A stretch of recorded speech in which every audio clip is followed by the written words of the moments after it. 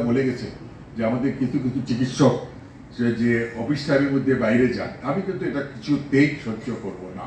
এটা যেই হোক নাই হোক, আমি এর বিরুদ্ধে অবশ্যই তাদের বিরুদ্ধে অ্যাকশন নিব। আরেকটা কথা আমি সবসময় বলি, ভুল চিকিৎসা বলতে কোনো জিনিস কিছু নাই। ভুল চিকিৎসা বলার অধিকার আমাদের কারো নাই।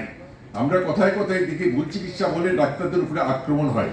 এখানে সাংবাদিক ভাই বোনেরা আছেন, আমি আপনাদের উদ্দেশ্যে বলি, ভুল চিকিৎসা বলার একমাত্র অধিকার বাংলাদেশ মেডিকেল ডেন্টাল কাউন্সিলের।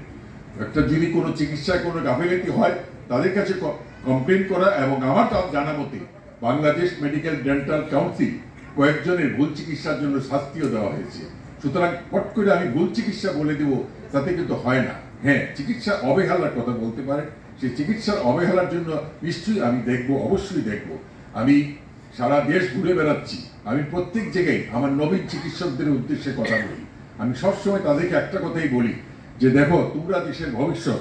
আজকে আমি এই জায়গায় আসবো আমি স্বপ্নেও ভাবতে পারিনি। আমাদের উপাচার্য মহোদয় যে কথাটা বললেন, কথাটা সত্যি। আমি একদিন সন্ধ্যার সময় বসে বাসায় টেলিভিশন দেখছিলাম, নাটক দেখতে আমি খুব ভালোবাসি।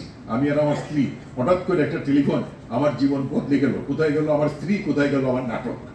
আমি এখন সারাদিন ঘুরে বেড়াচ্ছি।